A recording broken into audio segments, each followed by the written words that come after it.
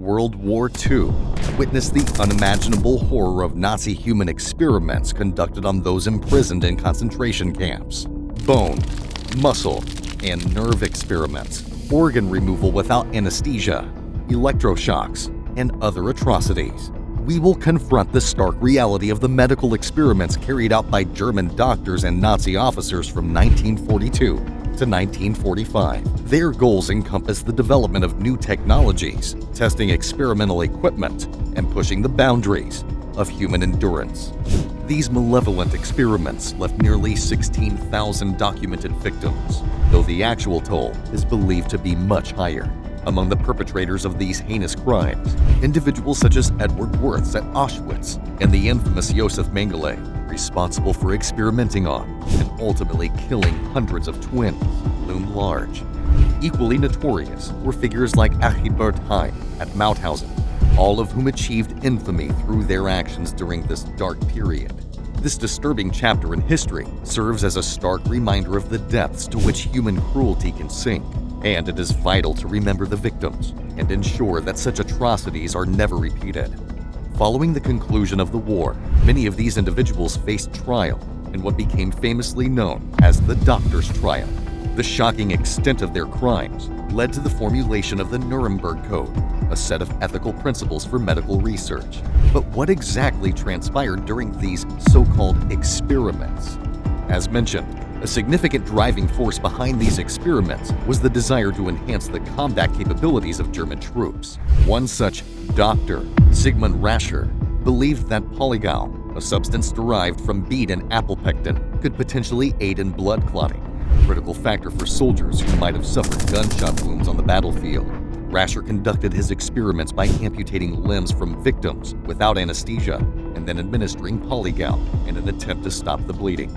Tragically, this often led to prisoners bleeding to death. At Auschwitz, Bruno Weber was guilty of injecting his test subjects with blood types different from their own and closely studying the outcomes, which, as you might imagine, didn't go well for the test subject. These individuals also frequently conducted experiments involving bones, muscles, and nerves, including bone transplants from one person to another. Patients would endure these procedures without anesthesia, causing them intense agony and often leaving them permanently disabled or, in some cases, resulting in death on the operating table. Some victims had bacteria injected into their bone marrow to enable doctors to study the effectiveness of new drugs intended for use on the battlefield. These gruesome experiments stand as a harrowing testament to the depths of cruelty and inhumanity that were reached during that dark period in history.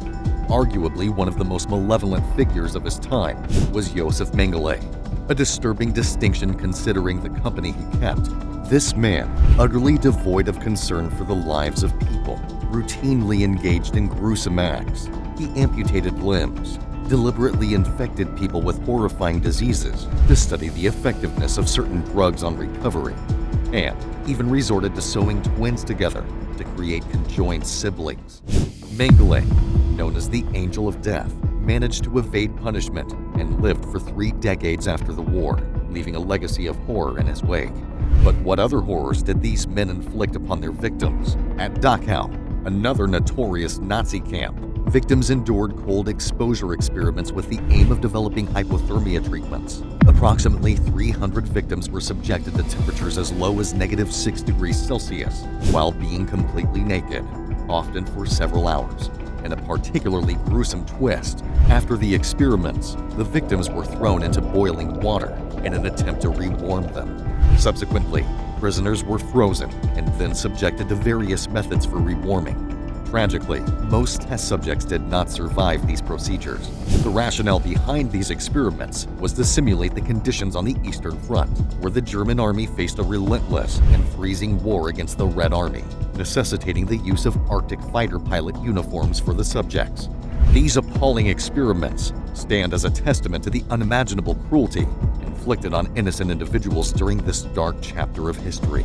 In a truly bizarre and disturbing episode that showcased the lack of rationality and the sheer delusion that characterized Heinrich Himmler, Hitler's top sycophant, he pondered the possibility of victims exposed to freezing experiments engaging in sexual intercourse with each other to generate warmth. Clearly, Himmler was far from a man of science. The Nazis also subjected various minority groups, particularly homosexuals, to intense persecution. These individuals were seen as ideal test subjects for the regime's horrific experiments. During the middle and late years of the war, the Nazis intensified their sterilization experiments with the explicit aim of developing an efficient method for mass sterilization. Most victims were drawn from the Roma and Jewish populations in various concentration camps across Europe. One of the most notorious scientists in this dark pursuit was Karl Klauberg. He gained notoriety for injecting corrosive substances into female subjects without anesthesia. Tragically, many of them perished, while others were left with permanent disabilities, with approximately 700 being successfully sterilized. These women suffered severe side effects, including, but not limited to, cervical cancer. Those afflicted with cancer were subjected to vivisection, involving the removal of wounds and cervixes. As the Luftwaffe vied for supremacy in the skies, they sought any advantage they could find, often resorting to testing on prisoners. Occasionally, pilots had to eject from malfunctioning planes. Sigmund Rascher organized an experiment at Dachau aimed at simulating high-altitude conditions. Victims were exposed to reduced oxygen levels and low pressure, resulting in the immediate death of 80 of the 200 subjects. The rest were brutally murdered, with Rascher rumored to have conducted vivisections on the brains of survivors. In the summer of 1944, a group of Roma individuals endured seawater experiments at Dachau. The purpose was to test whether basic filtering equipment could aid a downed pilot or a vessel's crew facing potential abandonment. These inhumane experiments serve as a chilling reminder of the depths to which the Nazi regime descended in its quest for supremacy. The victims endured unimaginable suffering as they were deprived of all food and fluids, then forced to drink seawater.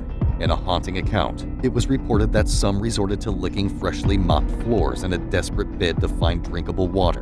Amid this horrific backdrop, a litany of other cruel human experiments unfolded. Throughout the war, prisoners were exposed to heinous substances such as mustard gas, so scientists could measure the most effective treatment. Some female prisoners in Block 10 at Auschwitz were subjected to electroshock therapy before meeting their grisly fate in the gas chambers. Scientists also conducted experiments testing various immunization drugs on unwitting patients, many of whom perished after being injected. In another gruesome undertaking, prisoners were deliberately infected with malaria by locking their arms inside cages containing malaria-infested mosquitoes. Further inquiries delved into the effects of different poisons, and some prisoners were subjected to severe burns, allowing these barbaric individuals to study the curative properties of various materials. After the war, several of these doctors and scientists faced justice, although some of the most heinous, like Mengele, managed to evade punishment. The experiments left survivors with lasting damage, leading to lifelong disabilities, PTSD, and profound mental distress. In an act of grotesque defiance during their trial, some of these appalling individuals shamelessly claimed they were doing the world a favor by eliminating Jews. To quote the renowned Spanish-American philosopher George Santayana, "Those who cannot remember the past are condemned to repeat it." Therefore, it is imperative that we never forget the atrocities that unfolded in places like Dachau and Auschwitz. This concludes our exploration of nasty history, and we look forward to seeing you again next time.